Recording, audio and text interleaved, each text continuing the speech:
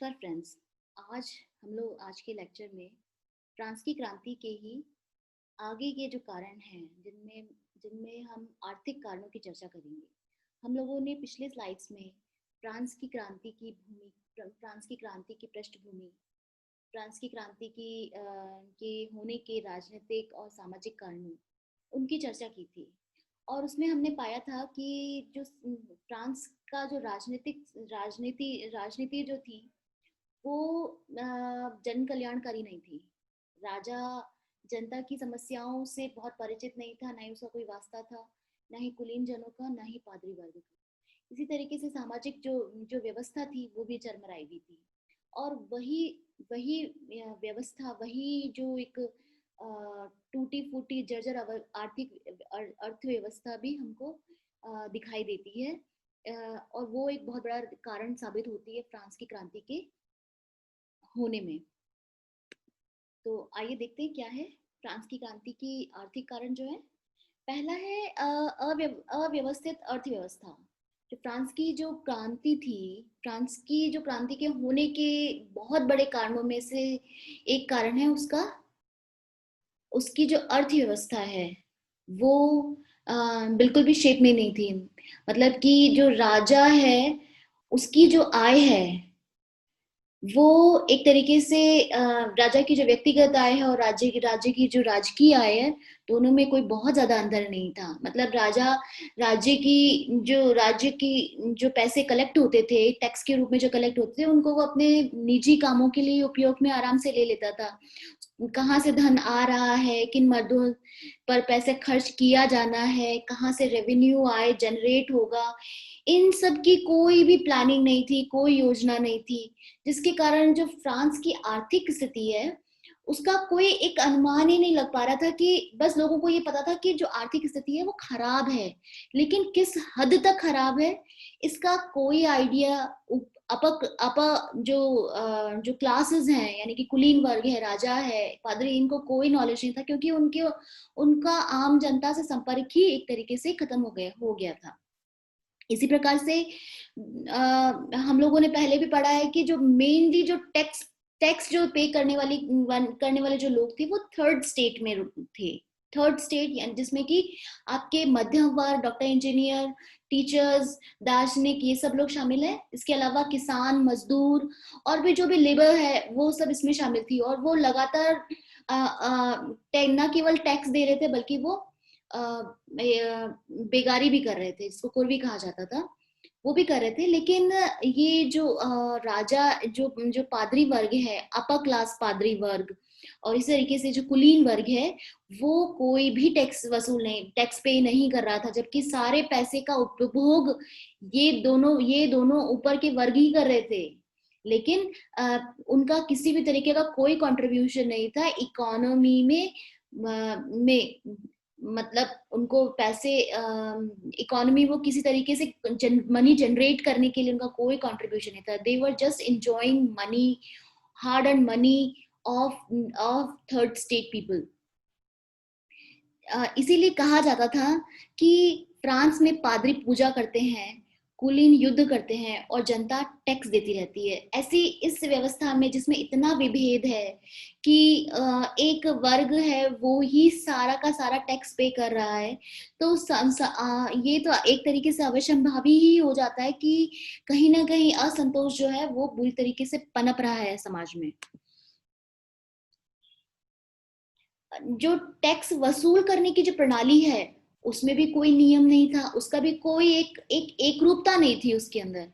उसको मर्जी हो उतना बढ़ा सकते थे, जनरली घटाने के चांसेस तो कम ही होते थे, उसको बढ़ाया ही जाता था, क्योंकि जितना ज्यादा पैसा कलेक्ट होगा आम जनता से उतना ही वो लोग अपने जो अपर क्लासेस हैं वो अपने पर खर्च कर सकेंगी। इसलिए टैक्सेस को बढ़ाया जाता था, लेकिन उनको बढ़ाने का भी कोई पर्टिकुलर पैमाना नहीं था कि जिसके बेसिस पर टैक्स को बढ़ाया जाए। ठीक है, जो जो जनता पहले से ही टैक्स दे रही थी, दे दे के परेशान हो गई थी, बेगारी भी कर रही थी, उसकी कमर टूट गई थी टैक्स दे दे के, और उसके ऊपर और ज्यादा टैक्स बढ़ा दिया जाए तो डेफिनेटली उनमें बेहद आक्रोश था। इसी तरीके से जो टैक्स वसूल करने के लिए भी कोई के लिए भी जो भी ऊंची बोली लगा देता था कि हम आपको टैक्स वसूल करके देंगे, इतना टैक्स वसूल करके देंगे, तो वो उनको एक तरीके से ठेके पर दे दिया करते थे। और ये जो ठेकेदार होते थे, अपना फायदा बचाए रखने के लिए, अपना फायदा भी मेंटेन रखने के लिए वो जनता से बहुत ज्यादा टैक्स वसूल करते थे, और इसके लिए वो जनता पे बहुत ज्यादा अत्याचार करते थे। इसी तरीके से अर्थव्यवस्था जो है, जब आप अर्थव्यवस्था में बहुत सारे टैक्सेस हैं, प्रगतिशील कर नहीं है, आम जनता को टैक्स देना पड़ रहा है, कोई आर्थिक नियम नहीं है, सरकार ने व्यापार उद्योग धंधों को बढ़ाने के लिए कोई कंड्यूसिव एनवायरनमेंट नहीं बनाया है, तो ये डेफिनेटली जो व्यवसाय है, वाणिज्य है, उस पे भी उसका बहुत ही ज्यादा असर पड़ा, क्योंकि हर जिले में जाने पर उनको व्यवसायियों को अलग अलग तरीके से टैक्स पे देना पड़ रहा था। ठीक है, उनपे कई सारे प्रतिबंध लगे थे, कौन से व्यापार वो कर सकते हैं, कौन से व्यापार नहीं कर सकते हैं, कौन से जिले में जाएंगे तो उनको कितना टैक्स देना पड़ेगा। कोई एक नियमों में कोई एक रूपता नहीं थी, और इन नियमों में एक रूपता न होने के कारण जो जो व्यापार है अब उतना ज्यादा रुचिकर नहीं रह गया था लोगों के लिए, क्योंकि वहां पे भी शोषण की संभावनाएं बहुत ज्यादा थी। इसलिए फ्रांस, इसका व्यापार और वाणिज्य अर्थव्यवस्था की एक तरीके से रीढ़ होती है, अगर वो उतना अच्छा नहीं है तो अर्थव्यवस्था बुरी तरीके से चरमरा जाती है, और यही फ्रांस की अर्थव्यवस्था के साथ में हुआ। इसके अलावा जो फ्रांस में बेरोजगारी की जो स्थिति है, मैंने आपको पहले ही बताया था कि औद्योगिक क्रांति के कारण उद्योग धंधे हैं वो बंद हो गए थे। ठीक है, क्योंकि लोगों के पास में मशीन कुछ लोगों के पास में मशीनें आ गई थी, और मशीनों से अधिक उत्पादन हो रहा था। अब लोगों की जरूरत नहीं थी, जो लेबर होती है उसकी जरूरत नहीं थी, क्योंकि मशीनें काम कर रही थी। जो काम पहले 10 मजदूर करते थे, अब वो एक मशीन ही कर लेती है उतना काम। तो अब मजदूरों की इतनी जरूरत नहीं थी, इसलिए मजदूरों में भयंकर बेरोजगारी आ गई थी। ठीक है, और जो मशीनों के कारण जो घरों में लोग अभी तक काम करके उद्योग धंधे चालू थे, उनके घरेलू उद्योग धंधे थे, वो भी एक तरीके से ठप पड़ गए, और इसके कारण जो किसान और मजदूर हैं वो भी बेकार हो गए, और वो बेकारी के कारण वो भी फ्रांस की क्रांति के बहुत बड़े समर्थक बन गए। इसी तरीके से सैनिकों में भी बहुत ज्यादा असंतोष बहुत ज्यादा असंतोष पर्याप्त था, क्योंकि जो फ्रांस के जो सैनिक वर्ग है उनमें से भी मर्सिनरी सैनिक थे, और ये जो सैनिक थे वो पार्ट टाइम किसान भी थे। और जब जब किसानों को लगातार टैक्स देना पड़ रहा था, उनकी माली हालत अच्छी नहीं थी, तो वे और भी ज्यादा असंतुष्ट हो गए। साथ ही साथ इन सैनिकों को नियमित रूप से वेतन नहीं मिलता था, इनके बहुत बहुत दिनों तक वेतन बकाया रहते थे। सैनिकों के लिए ना अच्छा भोजन था, ना ही उनकी यूनिफॉर्म्स होती हैं, उनके जो वस्त्र हैं वो बहुत अच्छे उनका प्रबंध किया गया था। साथ ही साथ सेना में जो पदोन्नति है वो भी योग्यता के आधार पर नहीं, बल्कि कुलीनों की सिफारिशों के आधार पर की जाती थी। उच्च वर्गों पर व्यक्ति व्यक्ति अपनी अपनी योग्यता के आधार पर नहीं प्लेस होता था, बल्कि उसकी कुलीनता के आधार पर उसको प्लेस किया जाता था, जिसके कारण स्वाभाविक रूप से सेना के अंदर बहुत ज्यादा असंतोष था। इस तरीके से सच सच तो ये है कि जब लुई 16 प्लेस हुआ फ्रांस जो गद्दी पर राजगद्दी पर, उस समय सच तो ये कि फ्रांस की अर्थव्यवस्था बहुत ज्यादा संकटग्रस्त स्थिति में थी। फ्रांस लगभग लगभग दिवालिया के कगार पर पहुंच गया था।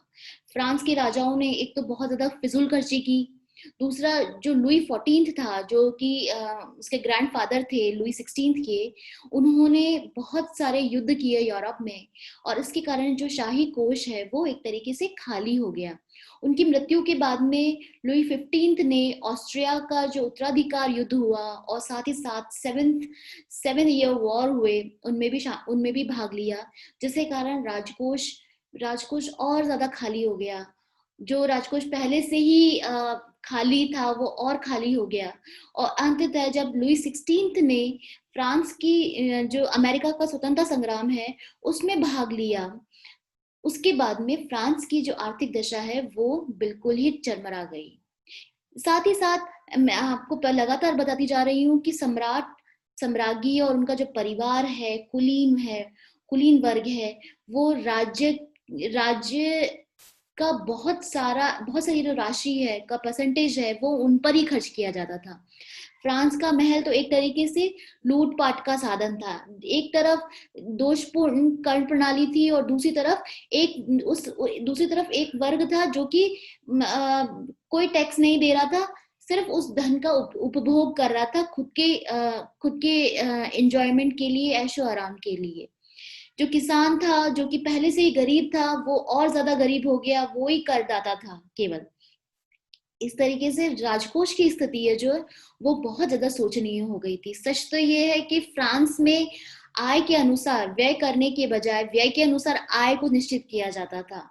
जब अर्थव्यवस्था का अर्थ का प्रिंसिपल सिद्धांत ही उल्टा हो तो अर्थव्यवस्था तो बुरी तरीके से खराब होनी ही थी।